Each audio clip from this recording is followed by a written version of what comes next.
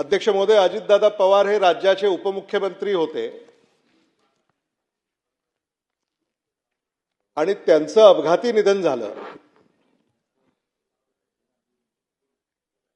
आणि जेव्हा त्या निधनाची बातमी महाराष्ट्रभर भारतभर पसरली, तेव्हा ज्यांनी ती बातमी ऐकली त्याला असं वाटलं की अजितदादा पवार यांच्यासारखी व्यक्ती जर सुरक्षित नाही तर मग कोणीही सुरक्षित नाही। अध्यक्ष महोदय, महाराष्ट्र सरकारमध्ये उपमुख्यमंत्री म्हणून ते कार्यरत होते आणि मग त्यांच्या सुरक्षेची जबाबदारी नेमकी कोणाची होती? मुख्यमंत्र्यांनी, उपमुख्यमंत्र्यांनी, मंत्र्यांनी या ठिकाणी महाराष्ट्रासमोर त्यांनी आपलं मनोगत व्यक्त केलं, त्यांनी माहिती दिली, पण महाराष्ट्र राज्याच्या मुख्य सचिवांनी याच्यावर काही भाष्य केलेलं नाही। अध्यक्ष महोदय, मुख्यमंत्री आहेत, राज्यपाल आहेत, उपमुख्यमंत्री आहेत, मंत्री आहेत, हे जेव्हा प्रवास करतात, विमानानं प्रवास करतात, हेलिकॉप्टरनं प्रवास करतात, तेव्हा राज्य शिष्टाचार या विभागाअंतर्गत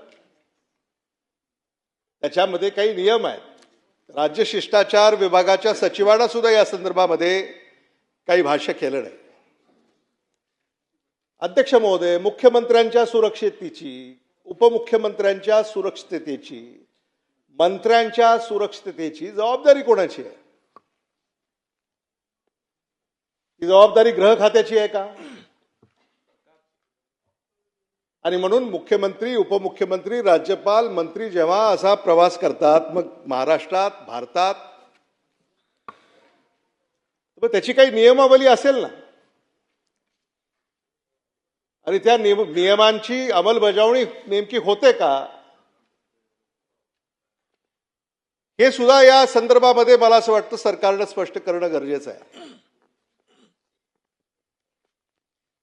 अध्यक्ष महोदय, आज ज्या चर्चा या ठिकाणी या निमित्तानं झाल्या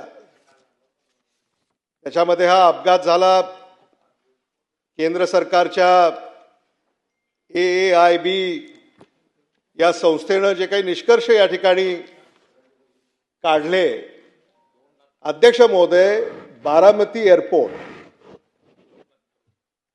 हा MIDC कडे होता,